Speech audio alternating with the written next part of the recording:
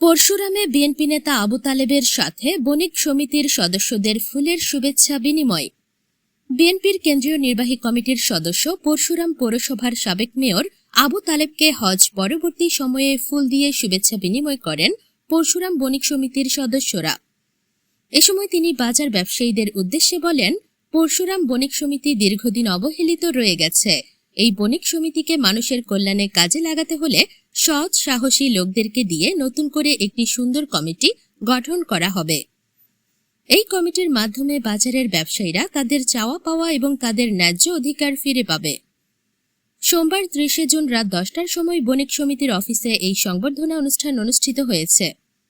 এ সময় উপস্থিত ছিলেন পৌর বিএনপির আহ্বায়ক কাজী ইউসুফ মাহফুজ, পৌর বিএনপির সদস্য সচিব মাহবুবুল হক মজুমদার, পৌর বিএনপির যুগ্ম আহ্বায়ক আব্দুল মঈদ ভূঁইয়া রাজন, পৌর যুবদলের সিনিয়র যুগ্ম আহ্বায়ক মিসফাকুস সামাদ রনি, উপজেলা যুবদলের আহ্বায়ক শামসুল আলম শাকিল, বিশিষ্ট ব্যবসায়ী দাউদ, বিশিষ্ট ব্যবসায়ী রফিকুল আলম চৌধুরী, উপজেলা বিএনপি যুগ্ম আহ্বায়ক বাহারুদ্দিন সর্দার, ব্যবসায়ী দাউদ, ব্যবসায়ী মোহাম্মদ মহিউদ্দিন, উপজেলা বিএনপির সাবেক সদস্য সচিব কবির উদ্দিন, বণিক সমিতির ভারপ্রাপ্ত সভাপতি দাউদ, জিয়া মঞ্চ চট্টগ্রাম বিভাগের সহ সাংগঠনিক সম্পাদক নূর হোসেন, জেলা স্বেচ্ছাসেবক দলের সদস্য সচিব তারেক হোসেন, উপজেলা ছাত্রদলের আহ্বায়ক আতাহার হোসেন পাপরুল, সদস্য সচিব কামরুল হাসান চৌধুরী বাবু, পৌর তাঁতি দলের আহ্বায়ক সিরাজুল হক সিরাজ, কলেজ ছাত্রদলের সাধারণ সম্পাদক ইসমাইল হোসেন মৃদুল প্রমুখ।